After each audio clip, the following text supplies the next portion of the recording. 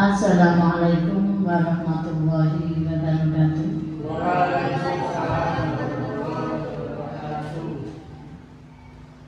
Bismillahirrahmanirrahim. Bapak Ibu guru serta peserta seminar yang saya hormati, terima kasih atas kehadiran dan terima kasih atas waktu yang telah Bapak Ibu luangkan. Di sini saya sebagai Kepala Sekolah SDN 2 Cokro menghimbau dan mengharap Bapak Ibu guru serta undangan peserta webinar,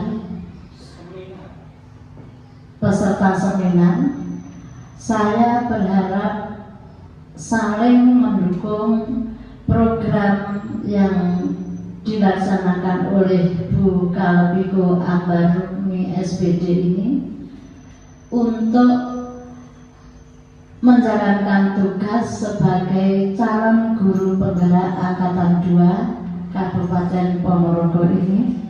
Semoga seminar di hari ini nanti lancar dan sukses, sehingga Bu Ambarukmi bisa mendapatkan nilai yang maksimal. Allahumma amin. Kemudian Bapak Ibu, di sini Bu Ambarukmi mengambil judul diseminasi pemahaman dan penerapan pengalaman budaya positif. Semoga apa yang diseminarkan Bu Ambar hari ini nanti bisa kita imbaskan di dalam sekolah kita amalkan dalam kehidupan sehari-hari, baik di rumah maupun di sekolah kita. Yang lebih utama lagi, semoga seminar ini nanti bisa merubah perilaku kita semua sebagai orang tua di rumah maupun orang tua di sekolah. Di samping itu Bapak Ibu, semoga seminar ini nanti lebih membawa kita berubah sikap, perilaku dan perbuatan kita sebagai pendidik. Itu harapan kami, dan semoga pelaksanaan webinar hari ini bisa berlancar-lancar, sekali lagi bisa berjalan lancar, dan kami berharap nanti sampai selesai Bapak Ibu mengikutinya dengan tertib. Terima kasih Bapak Ibu, mohon maaf apabila ada kesalahan kata saya. Sekian sambutan dari saya. Assalamualaikum warahmatullahi wabarakatuh.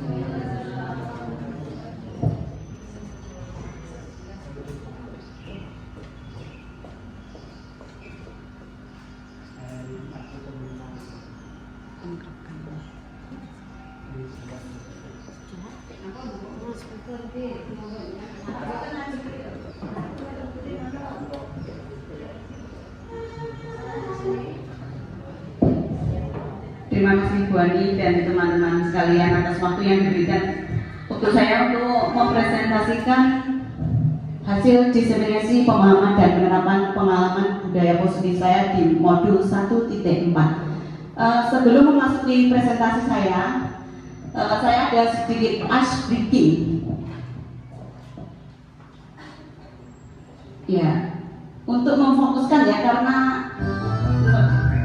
siang-siang kita yang menarik. Coba tebak gambar ya Bapak Ibu.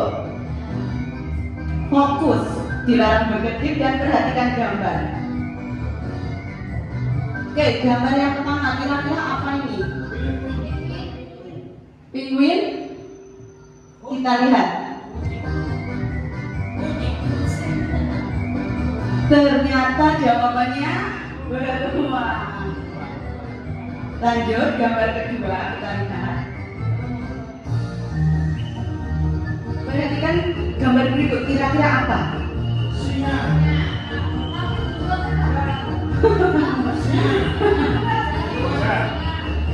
Ternyata bebek. Soal terakhir yaitu fokus. Fokus. Di situ ada gambar tarik,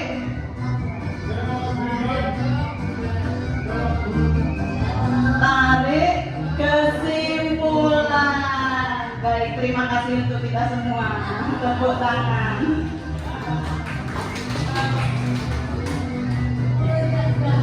Ya.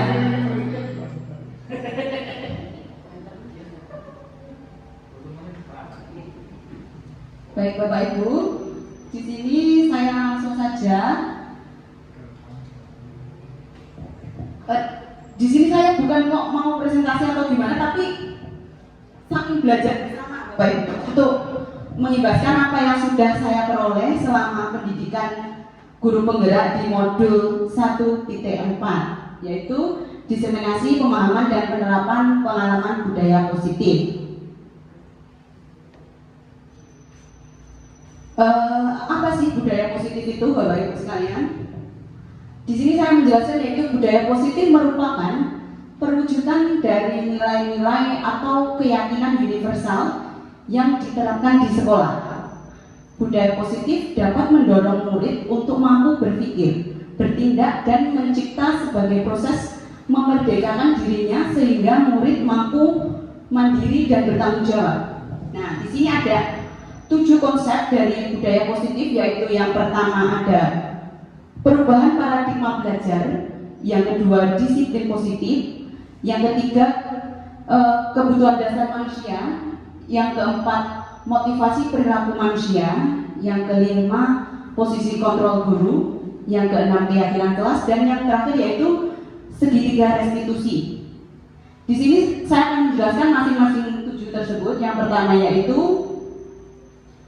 pembelajaran dengan paradigma baru.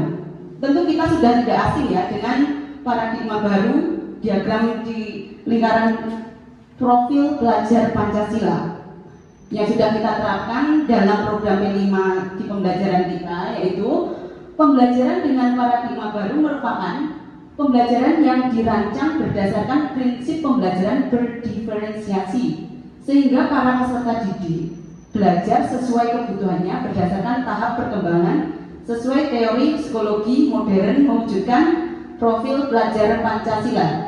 Profil pelajaran Pancasila yaitu di situ ada berkebinekaan global, bergotong royong, kreatif, bernalar kritis, mandiri, dan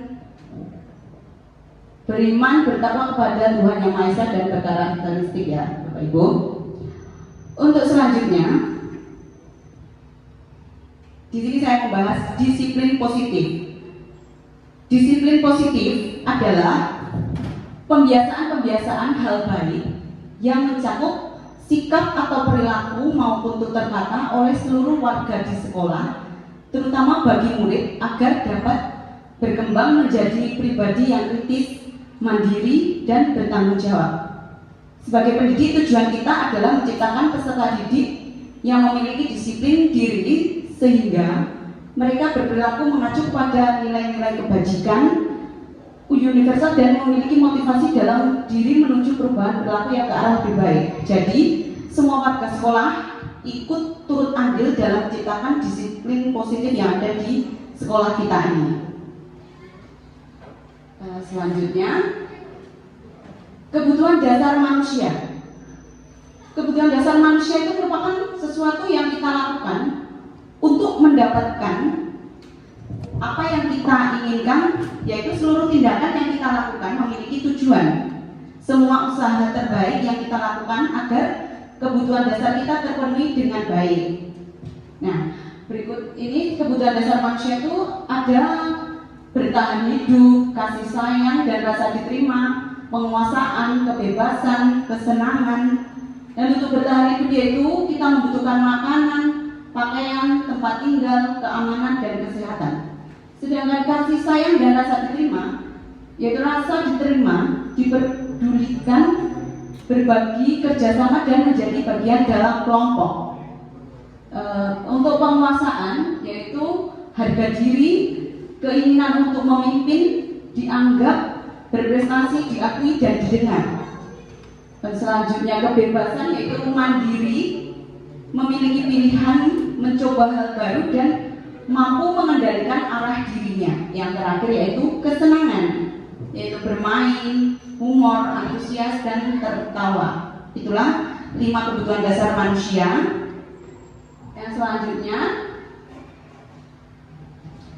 motivasi perilaku manusia itu ada 3, yaitu hukuman. Hukuman itu sesuatu yang tidak terencana, tiba-tiba, murid tidak tahu apa yang akan terjadi dan hanya bersifat satu arah, berupa hukuman fisik atau psikis.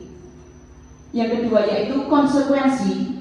Konsekuensi itu sudah terencana, disepakati sesuai peraturan yang ada, terus murid tetap dibuat tidak nyaman dengan konsekuensi tersebut. Sikap guru selalu memonitor murid. Dan yang ketiga yaitu restitusi. Restitusi ini adalah program atau proses menciptakan kondisi bagi murid untuk memperbaiki kesalahannya. Proses kolaboratif mengajarkan murid untuk mencari solusi sendiri. Jadi dari ketiga perilaku, motivasi perilaku ini kira-kira yang paling bagus yang mana teman-teman? Yaitu restitusi. Restitusi itu jadi kita menciptakan sikap kolaboratif dengan siswa. Kita mencoba membuat siswa menggali sendiri apakah kesalahan siswa itu, terus bagaimana penyelesaiannya, bukan dengan cara menghukum ataupun konsekuensi. Untuk selanjutnya,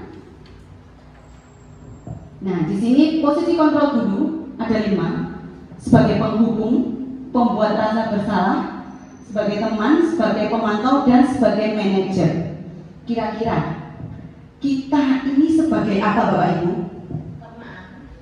Sebagai teman, lainnya mungkin penghukum, manajer. Ya, kita lihat ya. Pengertian masing-masing ini ya, sebagai penghukum. Nah, seorang penghukum menggunakan hukuman fisik maupun verbal. Orang-orang yang menjalankan posisi penghukum senantiasa mengatakan bahwa sekolah memerlukan sistem atau alat yang lebih menekan murid-murid lebih dalam lagi. Guru-guru yang menerapkan posisi penghukum akan berkata, patuhi aturan saya atau awas ya. Seperti itu. Kamu selalu saja salah, pasti selalu terakhir selesainya. Pernah nggak kita kayak gitu di dalam kelas, Bapak Ibu? Ya, guru seperti ini percaya hanya satu cara pembelajaran yang berhasil, yaitu dengan cara penghukum. Dengan menghukum, kita tuh beranggapan bahwa siswa akan manut dengan kita. Ibaratnya seperti itu ya. Nah, dengan nada suara yang tinggi, bahasa tubuh, mata melotot seperti itu, dan jari menunjuk-nunjuk. Nah, itu adalah ciri dari penghukum. Hasil dari penghukum, kemungkinan murid akan marah, mendendam, bisa jadi dendam pada kita ya murid-murid itu, atau bersifat agresif, malah semakin liar. Dendam itu tadi ya. Bisa jadi sesudah kembali duduk setelah kita mari murid itu akan mencuri bukunya, merobek atau mungkin merusak fasilitas sekolah yang ada. Seperti itu ya. Lebih buruknya lagi, murid akan itu contohnya membocorkan ban motor kita. Itu pernah terjadi di sekolah kita ya Ibu, Bapak Ibu sekalian. Ya, mungkin juga menyebar paku karena muridnya dendam. Nah, iya. Untuk selanjutnya, itulah posisi penghukum tadi. Nah, selanjutnya membuat merasa bersalah. Kita membuat siswa kita tuh merasa bersalah dengan apa yang anak itu lakukan. Dengan kata-katanya, ibu tuh sangat kecewa sama kamu. Kamu tuh udah diingetin kok masih aja kayak gitu. Itu adalah membuat merasa bersalah. Siswa jadi merasa, oh aku salah ya. Gitu ya Bapak Ibu. Nah, di Di posisi ini murid akan memiliki penilaian yang buruk tentang diri mereka sendiri. Jadi murid ini, aku kok elek, itu nggak ada benernya di mata bapak ibu guru, seperti itu. Nah, nada suaranya itu halus, sedih, tapi menyakitkan ya bapak ibu. Iya, sakit tapi tak berdarah. Nah, dampak dari pembuat merasa bersalah ini adalah murid akan merasa bersalah, menyalahkan diri sendiri. Iya, dia tuh terpuruk mengurung diri, bisa jadi murid itu merasa dibully sama gurunya sendiri ya Bapak Ibu. Murid akan merasa menjadi orang yang gagal dan tidak sanggup membahagiakan orang lain. Kadang-kadang sikap seperti ini tuh lebih berbahaya dari sikap penghukum. Ya, karena emosi itu akan tertanam rapat di dalam murid, menahan perasaan. Jadi dia tuh ngempet, pegel. Akhirnya jika emosi itu sudah meluap, itu bisa jadi hal negatif untuk siswa itu. Nah, tidak seperti murid dalam dendam dengan guru penghukum, di mana murid bisa menumpahkan amarahnya walau dengan cara negatif tadi. Murid yang merasa gagal atau bersalah ini akan tiba-tiba bisa meletus amarahnya tadi dan bisa menyakiti dirinya sendiri atau orang lain. Jika mereka sudah merasa amarahnya sudah nggak bisa dibendung lagi, ya seperti itu. Nah, untuk selanjutnya ini tadi yang Bu Ani dengan teman. Sebagai teman, guru pada posisi ini akan menyakiti murid, namun akan tetap berupaya mengontrol murid melalui persuasi. Posisi teman pada guru bisa menjadi negatif ataupun positif. Di sini merupakan hubungan baik yang menjalin antara guru dan murid. Guru di posisi teman menggunakan hubungan baik dan humor untuk mempengaruhi seseorang. Jadi guru tersebut akan berkata, ayo bantulah ibu demi ibu, biar ibu ini gak dimarahi nanti. Jadi kamu manut ya, diem ya nanti, kayak gitu ya Bapak Ibu. Nah, ya udah satu kali ini aja gak apa-apa ya, kamu bantu ibu, nanti kita bereskan bersama-sama. Atau bisa juga, ayo ndang disampein cah, dibalik iku main petak umpet kayak gitu. Itu juga termasuk hubungan teman tadi. Nah, hal negatif dari posisi teman adalah bila suatu saat guru tersebut tidak membantunya, tidak membantu murid tersebut, maka murid akan kecewa dan terluka. Padahal Bu Ambar ki nanggep aku koncone loh, kok gitu sih sama aku. Jadi murid tuh merasa kayak gitu loh Bapak Ibu. Nah, saya pikir Bapak Ibu itu teman saya. Murid akan merasa dikecewakan dan tidak mau lagi berusaha. Hal lain yang mungkin timbul adalah murid hanya akan bertindak untuk guru tertentu dan tidak untuk guru lain. Murid akan tergantung pada guru tersebut. Misalkan muridnya hanya bergantung pada wali muridnya, terus manutnya sama wali muridnya saja. Wali kelas maaf. Jadi kalau diajar orang lain mesti terdiwet dan tidak dianggap seperti itu. Ya. Untuk teman itu nada suaranya itu ramah, maka dia seperti kita ngobrol sama teman itu ya Bapak Ibu. Nah, banyak bercandanya, bahasa tubuh itu merapat pada murid, mata dan senyum jenaka.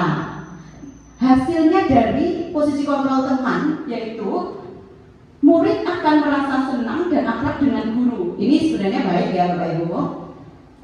Ini termasuk dampak yang positif. Hanya saja di sisi negatif, murid menjadi tergantung pada guru tersebut.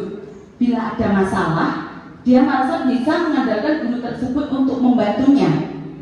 Akibat lain dari posisi teman, yaitu jika ada orang lain yang menyuruh dan belum tentu Adi, atau contohnya kan Adi tadi, Adi itu belum tentu mau mendengarkan apa kata guru itu selain guru yang dianggapnya teman itu tadi.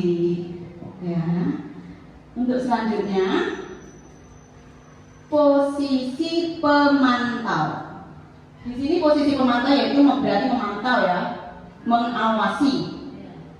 Pada saat kita mengawasi, kita bertanggung jawab atas perilaku orang-orang yang kita awasi. Posisi pemantau berdasarkan peraturan-peraturan dan konsekuensi.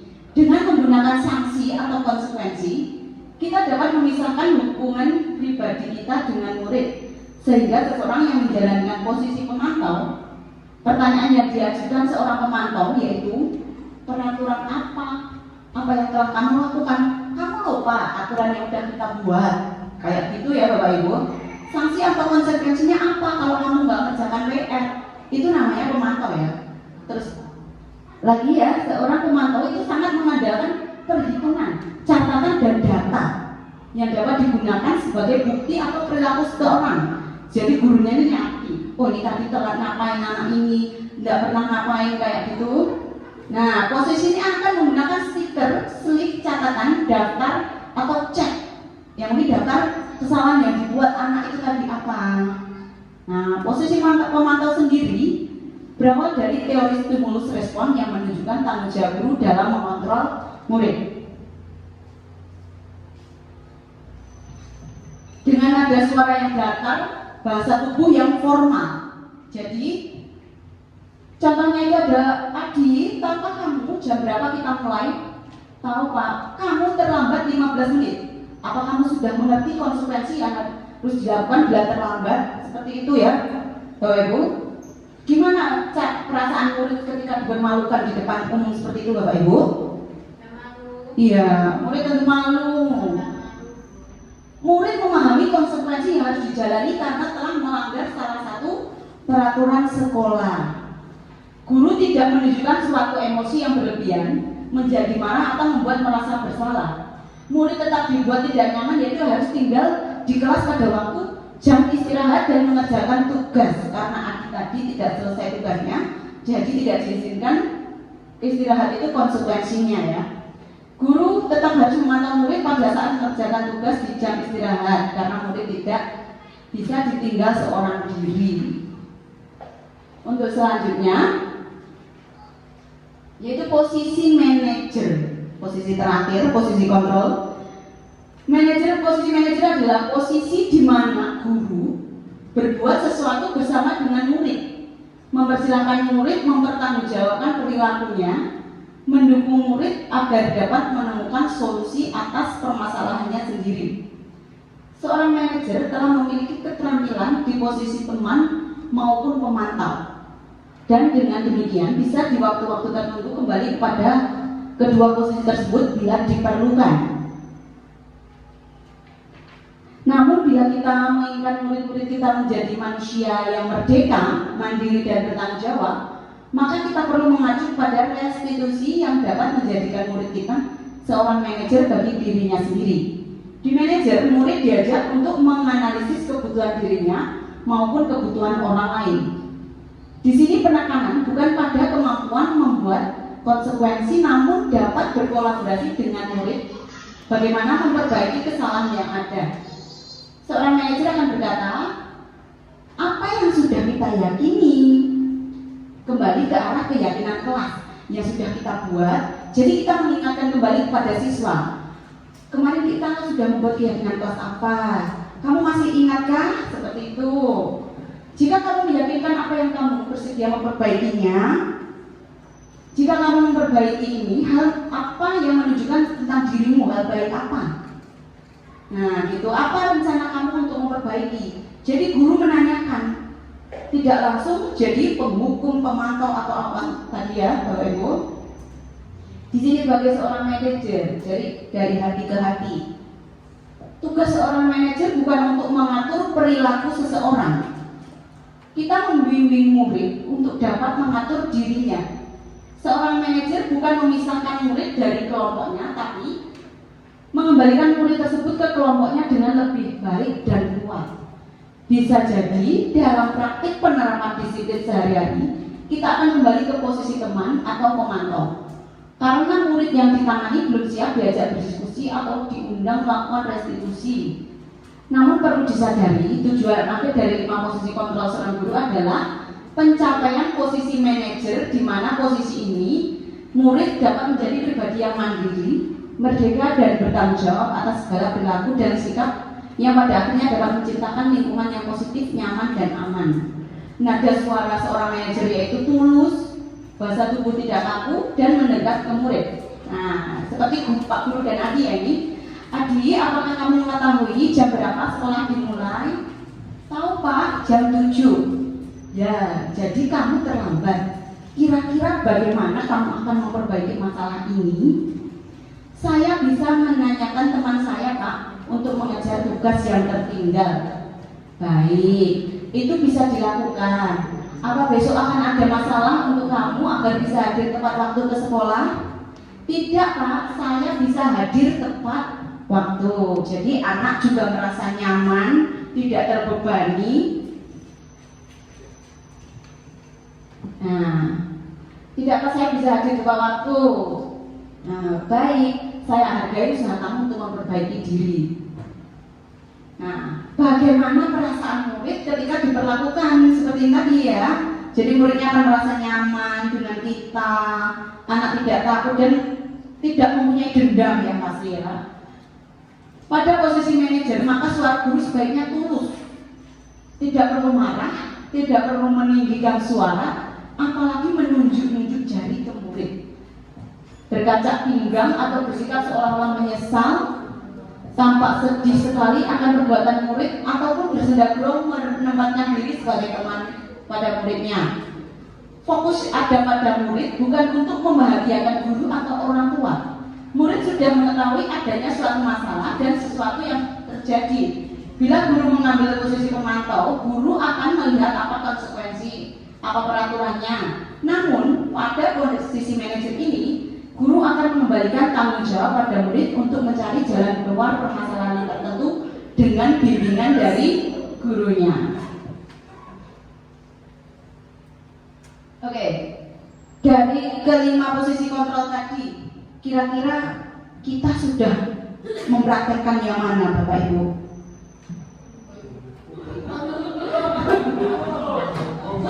Ya, penghukum, ya. Pernah ada satu cerita ya Bapak Ibu. Saya tuh pernah ketika mengajar itu kan dalam keadaan tidak sehat. Satu merengek pada siswa saya Bapak Ibu. Jadi tolonglah bantu bomber itu lagi sakit, gak enak banget. Dan saya tuh pernah ngerasa kayak gitu dan ternyata hal itu gak baik. Baru tahu setelah mengikuti guru penggerak ini, ternyata yang saya lakukan, yang pernah saya lakukan itu perlu perbaikan. Nah, di sini ada contoh lain penerapan posisi kontrol guru. Kasusnya yaitu murid yang tidak mengerjakan tugas. Seorang penghukum akan berkata, berdiri sebelah dengan kaki di depan kelas. Nah, ini contoh penghukum. Kalau pembuat merasa bersalah, akan mengatakan, kesekian kali ibu sudah ingatkan. Kamu senang ya melihat ibu terus-terusan bertindak seperti ini? Dan untuk posisi teman akan berkata, ayo dong, kamu kerjakan tugasnya. Nanti kalau sudah selesai kita main game. Seperti itu. Nah, untuk sebagai pemantau nanti akan mengatakan kamu sudah melakukan kesalahan dan sudah mengetahui konsekuensinya. Sekarang selesaikan dan segera kumpulkan. Itu adalah sebagai pemantau. Nah, untuk sebagai manajer, kita akan menanyakan pada siswa, apakah kamu tahu kesalahan kamu? Keyakinan sekolah apa yang kamu langgar? Dan apa yang akan kamu lakukan untuk menyelesaikannya? Seperti itu. Jadi dari kelima posisi kontrol tadi, yang terbaik yang mana Bapak Ibu? Sebagai manajer.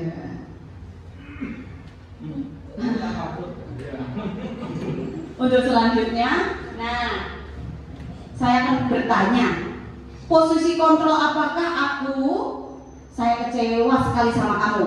Kira-kira apa? Posisi kontrol apa tadi? Penghukum, pemantau, atau teman, atau pembuat merasa bersalah, atau manajer? Pembuat merasa bersalah. Kita lihat, jeng jeng jeng. Ternyata jawabannya adalah pembuat merasa bersalah. Selanjutnya, posisi kontrol apakah kamu tidak pernah benar melakukannya? Sekarang keliling lapangan 3 kali. Sebagai penghukum, coba kita lihat. Guru BJO. Iya betul, sebagai penghukum. Selanjutnya, tapi itu sebenarnya nggak baik ya Bapak Ibu menghukum anak untuk lari.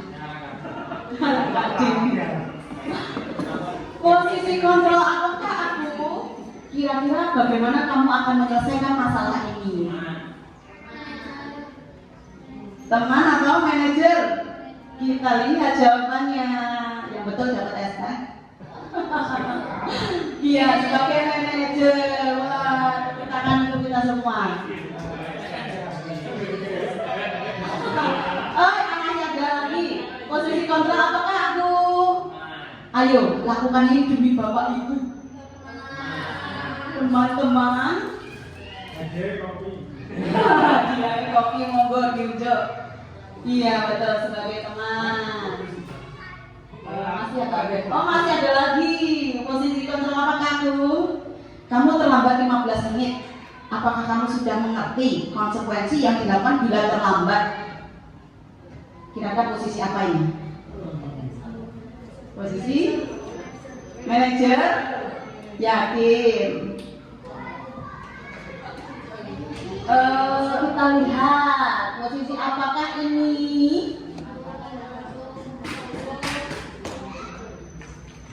Ternyata pemantau. Kan mereka menanyakan kamu sudah terlambat berapa kali ini, kayak gitu, konsekuensinya apa, kayak gitu. Itu berarti pemantau. Selanjutnya, oh udah habis, tepuk tangan untuk kita semua. Yang selanjutnya yaitu keyakinan kelas. Di situ ada gambar saya dan murid-murid kelas 5 membuat keyakinan kelas. Keyakinan kelas itu merupakan kesepakatan kelas, atau kalau yang dulu kita sebutnya itu tata tertib. Sekarang itu udah nggak bisa ya dipakai Bapak Ibu, karena kalau tata tertib dilanggar berarti kita menghukum siswa. Nah, keyakinan kelas merupakan kesepakatan kelas yang diyakini bersama guru dan murid dengan harapan dapat meningkatkan kedisiplinan murid. Keyakinan kelas berupa pernyataan universal, dibuat dalam bentuk positif dan bersifat abstrak. Keyakinan kelas hendaknya tidak terlalu banyak sehingga mudah diingat dan dipahami. Semua warga kelas ikut berkontribusi dalam pembuatan keyakinan kelas lewat kegiatan mengutarakan pendapat. Nah, seperti pada gambar itu ada gambar saya dan siswa-siswa. Mereka sudah membuat keyakinan kelas di awal pelajaran dulu ya, tahun ajaran baru kemarin. Nah, ini adalah hasil dari keyakinan kelas 5 yang dibuat, yaitu disiplin, jujur, saling menghormati, dan saling menolong. Nah, sudahkah Bapak Ibu sekalian membuat keyakinan kelas? Tentu sudah ya. Nah, untuk selanjutnya yaitu segitiga restitusi. Ada 3 proses dalam segitiga restitusi itu, yaitu menstabilkan, menanyakan keyakinan dan validasi tindakan salah. Yaitu segitiga restitusi adalah suatu proses dialog yang dijalankan guru atau orang tua agar dapat menghasilkan murid yang mandiri dan bertanggung jawab. Segitiga restitusi membantu murid memiliki tujuan, disiplin positif, dan memperbaiki berbuat salah setelah dirinya. Perbuatan salah, itu salah ketik ya, maaf. Restitusi bukan untuk menebus kesalahan, namun untuk belajar dari kesalahan. Yaitu tadi ada 3 langkah dari segitiga restitusi. Yang pertama yaitu menstabilkan identitas, yang kedua validasi tindakan yang salah, yang ketiga menanyakan keyakinan. Yang ditanyakan itu keyakinan kelas tadi. Nah, yang pertama tadi menstabilkan identitas.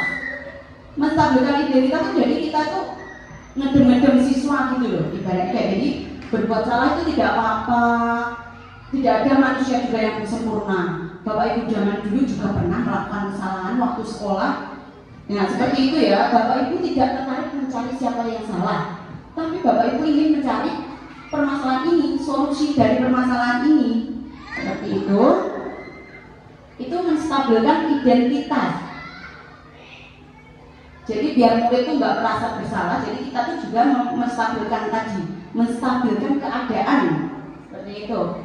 Nah, validasi tindakannya salah. Jadi ini memvalidasi tindakan murid yang salah. Jadi kita tuh ngomongnya kayak gini. Kamu pasti punya alasan mengapa melakukan hal itu. Ya, bisa terlihat kamu merasa bangga terhadap hasil yang kamu dapatkan. Tapi ada hal yang jadinya merugikan orang lain. Kamu patut bangga pada dirimu sendiri karena kamu telah melindungi sesuatu yang penting bagimu. Jadi mesti anak tuh mau punya alasan sendiri kenapa melakukan kesalahan itu tadi. Nah, selanjutnya menanyakan keyakinan. Jadi kita menanyakan kembali, kira-kira keyakinan kelas apa yang belum kamu terapkan sehingga kamu melakukan kesalahan ini. Apa yang harus kamu lakukan agar kamu dapat menerapkan keyakinan kelas yang sudah kita buat. Seperti itu. Nah, nilai-nilai apa yang telah kita sepakati? Seperti apa gambaran kelas yang ideal menurut kamu? Kamu mau jadi orang seperti apa? Kita kembalikan lagi. Jadi menanyakan keyakinan lagi, keyakinan yang sudah dibuat tapi kita ingatkan ke siswa. Kamu kok sampai kayak gini? Keyakinannya kok nggak kamu terapkan? Kayak itu. Untuk selanjutnya. Nah, di sini ada contoh penerapan segitiga restitusi. Nah, saya akan menampilkan video 2 kasus yang terjadi. Yang pertama itu kasus siswa yang terlambat dan yang kedua adalah kasus siswa yang mencontek di kelas. Berarti mereka tidak mencerminkan keyakinan kelas yang sudah dibuat tadi, yaitu disiplin, jujur, saling menghargai, saling menghormati tadi ya Bapak Ibu. Nah, sekarang kita lihat videonya. Nah, penerapan segitiga restitusi dalam kelas. Jadi itu kasusnya terlalu cepat ya, tidak apa-apa. Kita lihat aja langsung.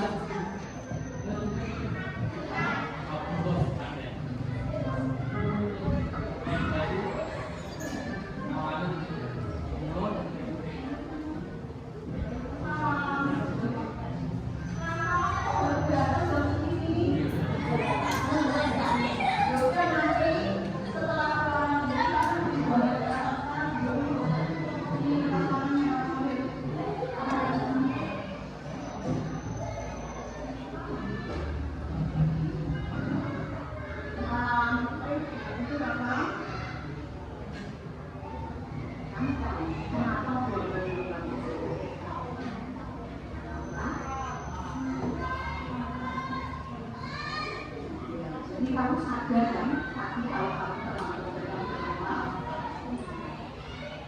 sekarang juga tidak semua orang tuh pernah melakukan kesalahan. Nah, ini menstabilkan identitas. Juga pernah terlambat ke sekolah, pernah terlambat ke sekolah.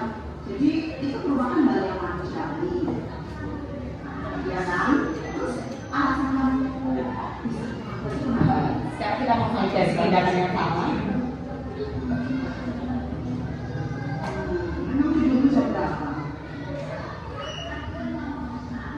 Ya Allah, itu kamu ngapain? Terus, tadi kamu kemana ngapain? Nanti aku bangun jam berapa?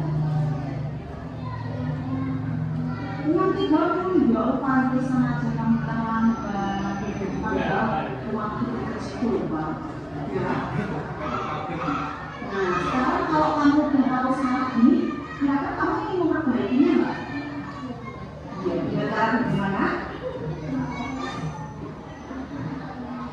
Ya, hidupnya tidak melanggar lagi, kalau kamu lebih awal.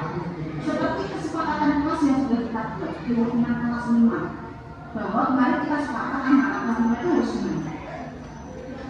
Disiplin berarti supaya disiplin, kamu harus menerapkan jalan ke sekolah tepat, iya tepat waktu. Jadi anak disiplin. Besok kamu bilang lagi dari kamu sudah berjanji ya nak. Iya, itu kamu boleh kembali ke kelas.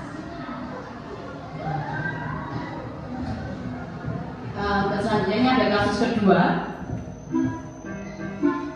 Ini ceritanya waktu ulangan ya Bapak Ibu. Ada sesuatu yang aneh dalam ulangan itu.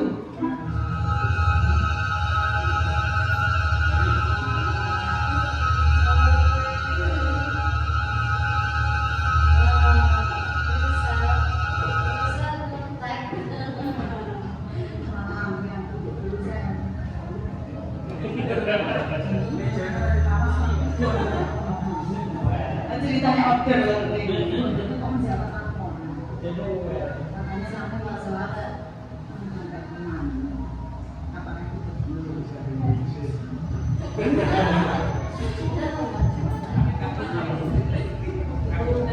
kesalahan berkhususnya melakukan kesalahan.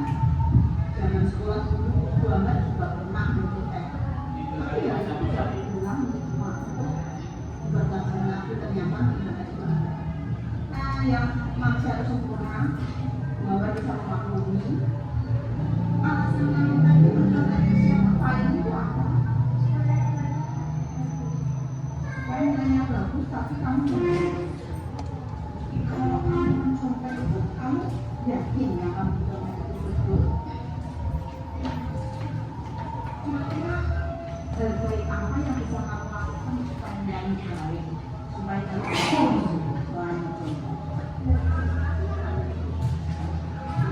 malah kamu belajar kenapa kamu gak belajar berarti gimana kesalahannya tidak menggunakan kesalahannya jadi kalau sudah bisa belajar baliknya sama begitu karena orang mau tanya apakah tindakanmu itu mencerminkan keyakinan mana sudah kita sepakati kemarin. Ya, berarti keyakinan mas apa yang belum kamu lakukan tentang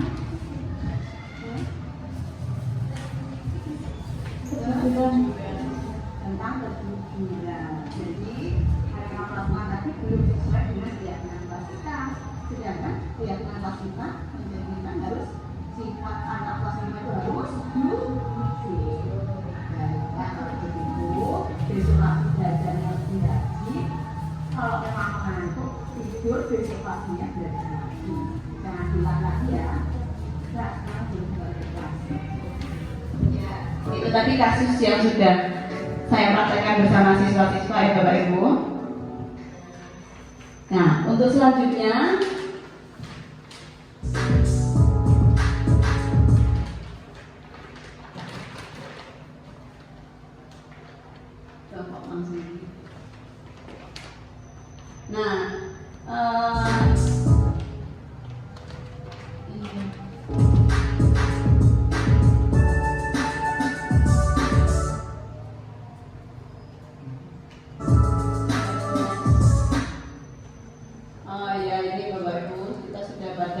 sesi yaitu sesi tanya jawab dari presentasi saya hari ini.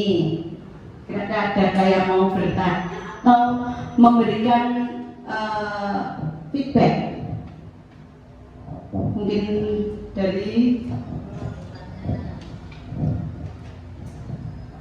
apakah ada pertanyaan?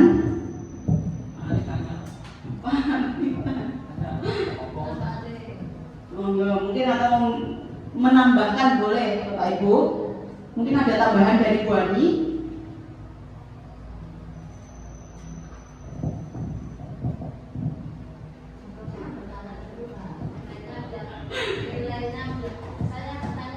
Oke, monggo.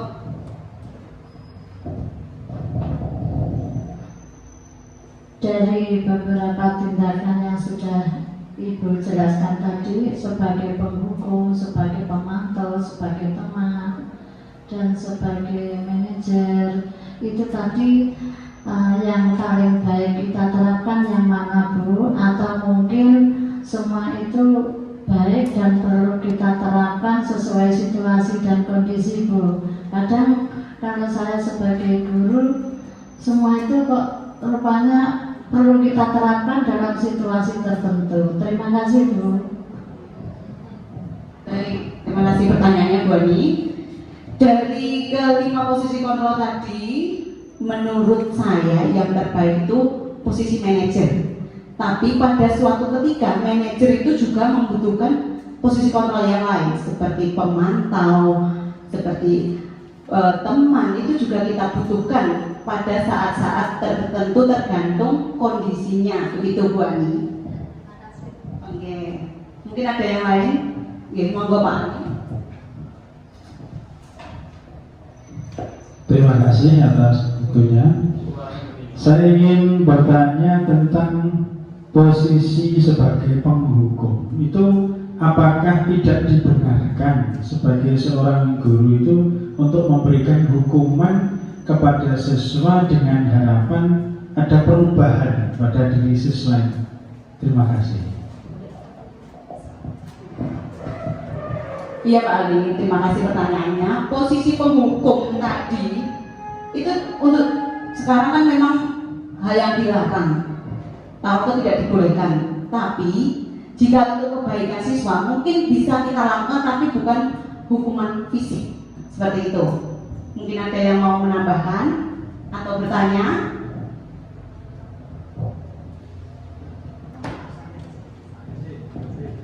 Bagaimana, Pripun? Bu Ani, monggo. Terima kasih.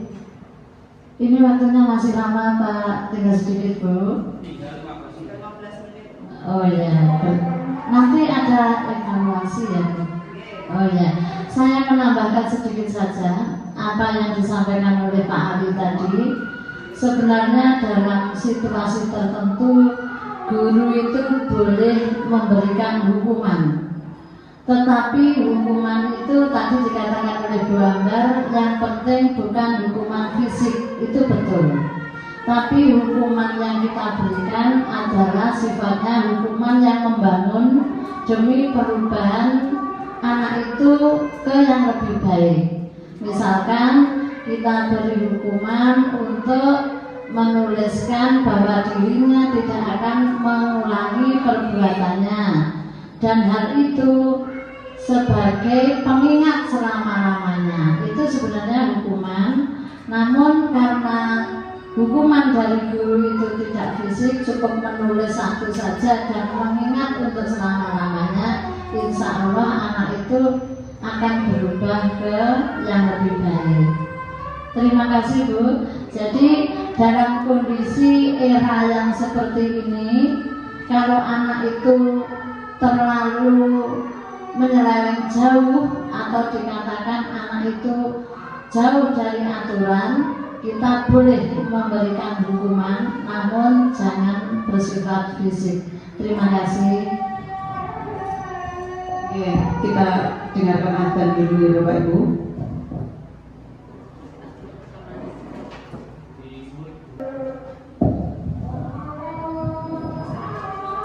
Oke, mungkin ada pertanyaan lagi dari Bapak Ibu sekalian. Ya, baik, Bu Farida.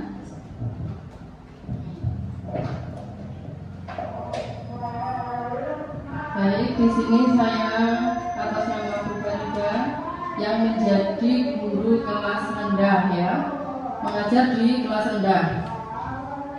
Dari materi yang sudah Bu Ambar paparkan tadi, ada pertanyaan dari saya, bagaimanakah kalau anak yang di usia kelas rendah mengalami permasalahan atau melanggar permasalahan tadi? Apa solusinya yang tepat untuk memberikan sanksi kepada anak atau membuat anak tidak jerah setelah dia melakukan kesalahan? Itu solusinya apa? Mungkin itu pertanyaan dari saya.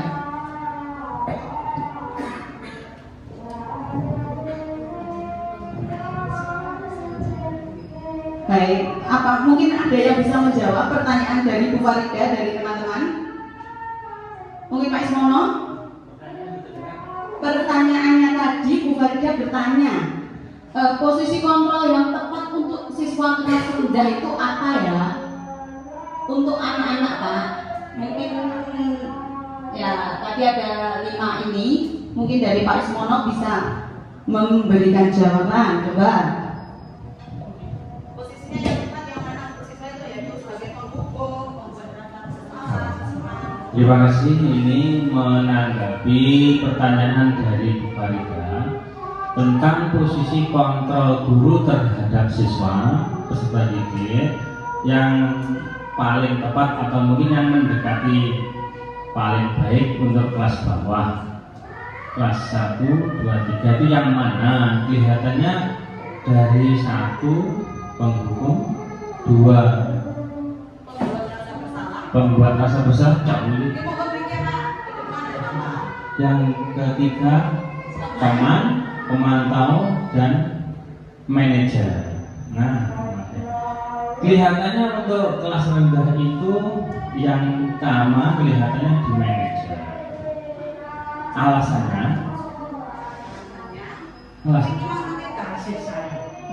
alasannya Bapak Ibu guru ini kan ibaratnya sebagai orang tua di sekolah.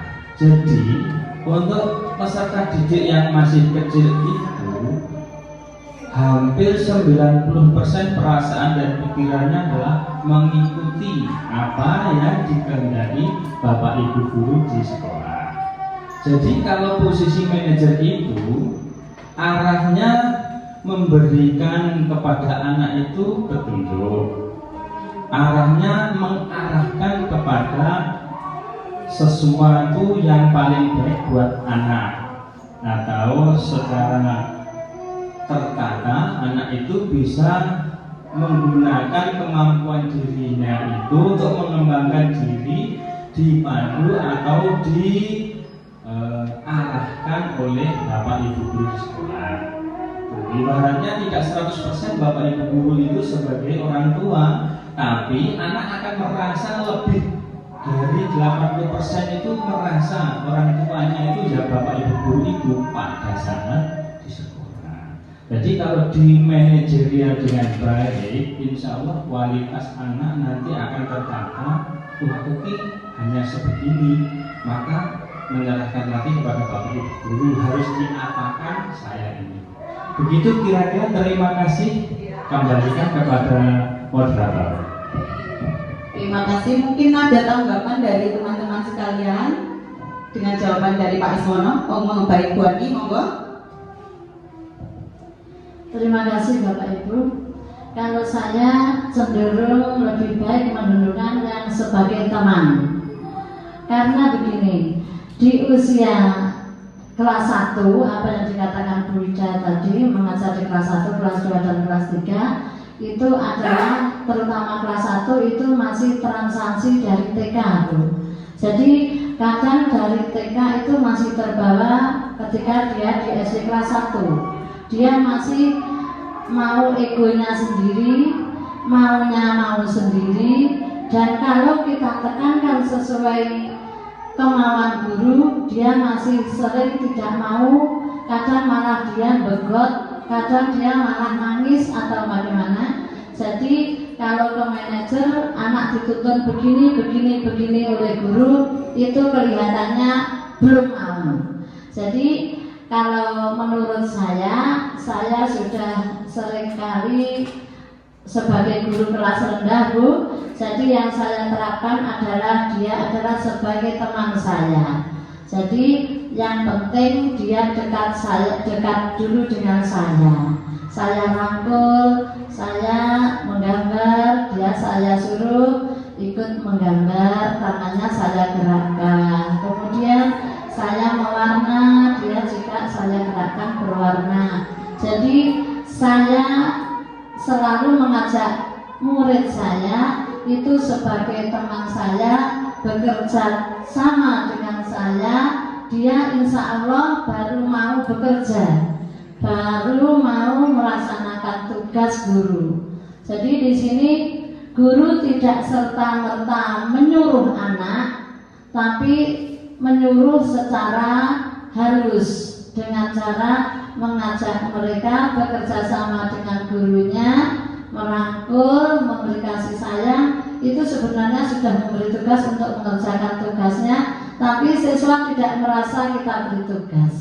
Jadi kalau saya lebih cenderung sebagai teman saja dulu, biar dekat ke saya sampai di kelas rendah. Kalau nanti di kelas tinggi baru saya terapkan manajemen saya. Terima kasih Bu, semoga bisa bermanfaat untuk kita semua. Terima kasih Bu Ani. Baik, jawaban dari Pak Ismono dan Bu Ani ini sebenarnya bisa saling berkesinambungan, saling menyambung.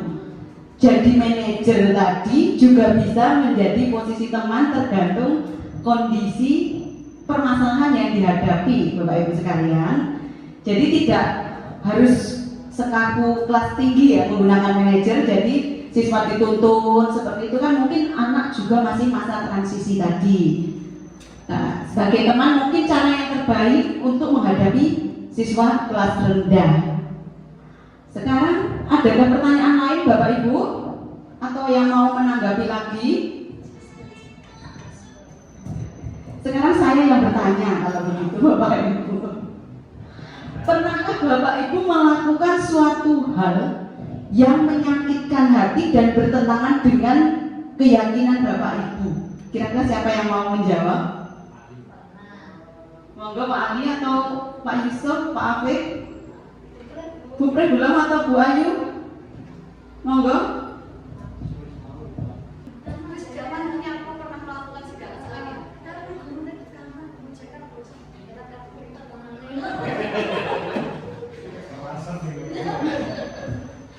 Monggo, bisa ke depan Bu untuk menjawab. Ya, Bu Farda mau menjawab pertanyaan saya.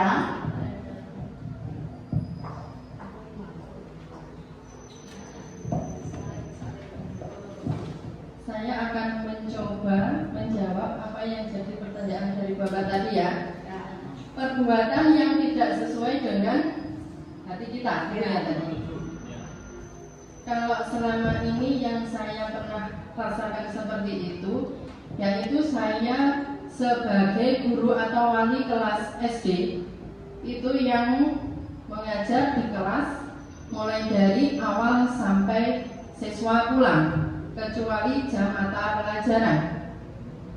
Dengan kurikulum yang sangat terbaru ini, yaitu kurikulum Merdeka, yang banyak sekali menggunakan administrasi atau penilaian yang banyak menyita waktu guru, sehingga guru mengajar sambil menyiapkan administrasi. Padahal siswa pun diajar dengan petenteng, itu belum tentu siswa menyerap apa yang semua disampaikan oleh guru. Tapi karena tuntutan guru yang lumayan banyak, dengan administrasi dan kegiatan-kegiatan seminar di luar sekolah, itu dengan sangat berat hati guru harus meninggalkan siswa ketika ada seminar di luar sekolah. Selain itu, guru harus menyelesaikan administrasi yang serba dadakan, yang harus sekarang ketika jam mengajar, akhirnya jam mengajarnya terpotong, anak dikasih tugas, setelah itu guru menyelesaikan administrasi yang serba luar biasa banyaknya. Mungkin itu yang kurang sesuai dengan hati saya, dan mungkin saya merasa sedikit bersalah atau banyak bersalah kepada siswa karena sering ditinggal. Apalagi saya sebagai guru kelas bawah yang siswa saya masih banyak membutuhkan bimbingan dan bantuan serta pendampingan dari gurunya. Mungkin itu Bapak. Sekian. Assalamualaikum warahmatullahi wabarakatuh. Tepuk tangan untuk Bu Farida. Mungkin ada dari bapak-bapak mau menjawab. Pak Yusuf mungkin, atau Pak Ali, monggo menjawab pertanyaan dari saya tadi. Pernahkah Bapak melakukan tindakan atau hal yang menyakitkan hati dan tidak sesuai dengan hati nurani Bapak? Monggo.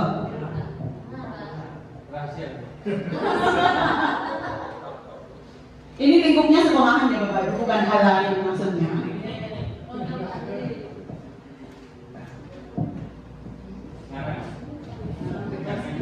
Terima kasih. Assalamualaikum warahmatullahi wabarakatuh.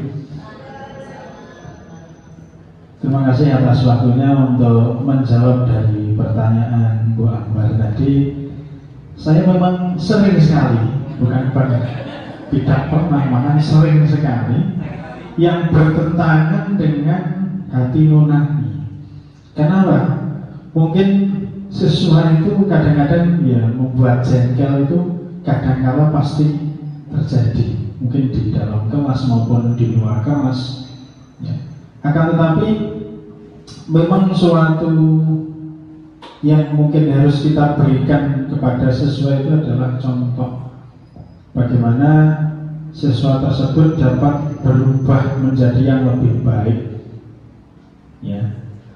Karena mungkin pengalaman yang mungkin sering saya alami, memang anak itu kadang membuat jengkel karena saya sebagai guru agama, ya, itu seringkali melihat pelanggaran-pelanggaran yang dilakukan oleh siswa, ya, mungkin dari tata tertib, mungkin dari perilaku, contohnya mungkin dari adab dari siswa itu sendiri, ya, yang sering itu bertentangan dengan norma-norma dan aturan yang berlaku.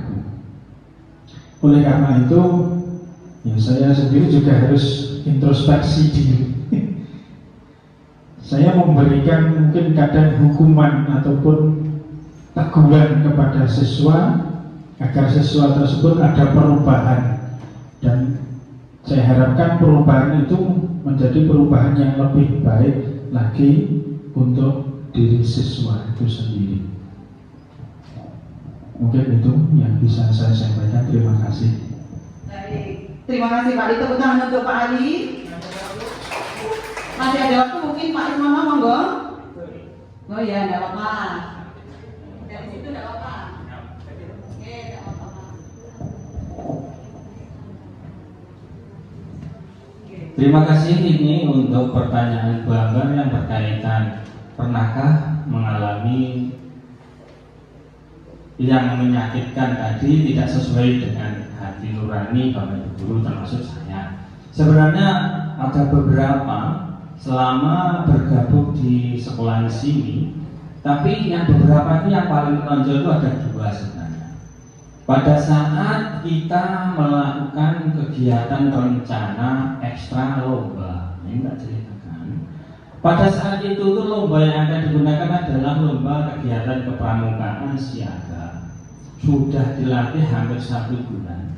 Ketua regunya atau barungnya itu dibawa pergi ke Malang oleh orang tuanya. Jadi pada saat kurang 1 hari, grup kelompok peserta lomba yang akan mengangkat nama baik sekolah kita itu diajak pergi ke Malang dan pamitnya malamnya. Jadi pagi hari mau lomba, ketua regunya itu dibawa pergi. Pada saat seperti itu sebenarnya dalam hati juga repot, mau cari pengganti, yo harus tidak diganti, tidak bisa lomba. Akhirnya terpaksa dengan berat hati diganti.